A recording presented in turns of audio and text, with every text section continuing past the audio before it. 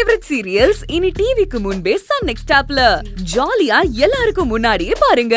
இப்பவே Sun next ஆப்பை download பண்ணி சப்ஸ்கிரைப் பண்ணுங்க.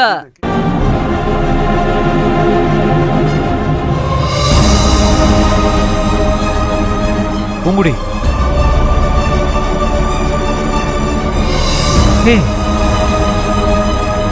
என்ன ஆச்சு?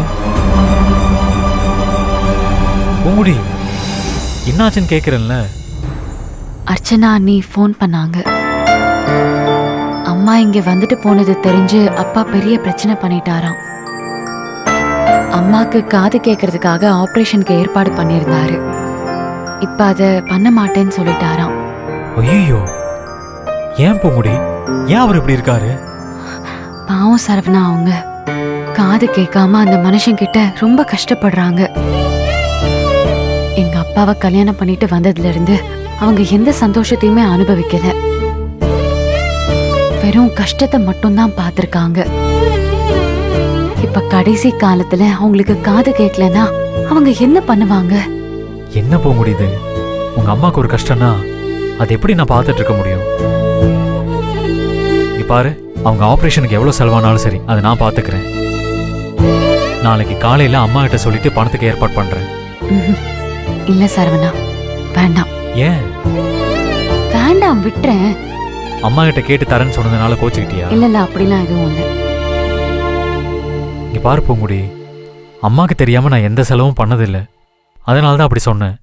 என்ன தப்பா நினைச்சுக்காத. ஐயோ, நான் தான் வேண்டான்னு சொல்லிட்டேனே. இல்ல பூங்குடி, அத்தை ஆபரேஷனுக்கு தானே, அதெல்லாம் அம்மா ஒன்றும் சொல்ல மாட்டாங்க. நான் கேட்ட உடனே கொடுத்துருவாங்க. நீ பாரு, அம்மாவுக்கு தெரியாம நான் 1 ரூபா கூட செலவு பண்ணதில்லை. அதனால தான் சொல்றேன், நான் உங்ககிட்ட ஒரு வார்த்தை சொல்லிட்டு பணம் தரேன். சரவணா, நான் ஏற்கனவே ரொம்ப நொந்து போயிருக்கேன். என்னை மேலும் மேலும் கஷ்டப்படுத்தாத. என்ன பூங்குடி இப்படி பேசுற? நான் தான் ஆபரேஷனுக்கு பணம் தரேன்னு சொல்றேன்ல. ஐயோ சரவணா, புரிஞ்சுக்கோ. வேண்டாம். அதான் ஏன்னு கேக்குறேன். நான் தான் இந்த வீட்ல இருந்து அவங்களுக்கு எந்த பொருளும் கொடுக்க மாட்டேன், அவங்க கிட்ட இருந்து எந்த பொருளும் வாங்க மாட்டேன்னு சத்தியம் பண்ணிருக்கேன்ல. நான் சத்தியம் பண்ணி அவங்க கூட பேசினதுனால தான் உங்க வீட்டு மாடு செத்து போச்சு. உங்க வீட்லயும் எத்தனையோ கெட்டது நடக்க பார்த்துச்சு. உங்க வீட்ல இருந்து காசு வாங்கி அவங்களுக்கு கொடுத்து அதனால உங்க வீட்டுக்கு மறுபடியும் ஏதாவது கெட்டது வந்துச்சுன்னா வேண்டாம் சரவணா. அவங்க ஆபரேஷனுக்கு நீ எந்த பணமும் கொடுக்க வேண்டாம். நீ கொடுக்கறேன்னு சொன்ன பாத்தியா, அந்த நல்ல மனசுக்கு ரொம்ப ரொம்ப தேங்க்ஸ்.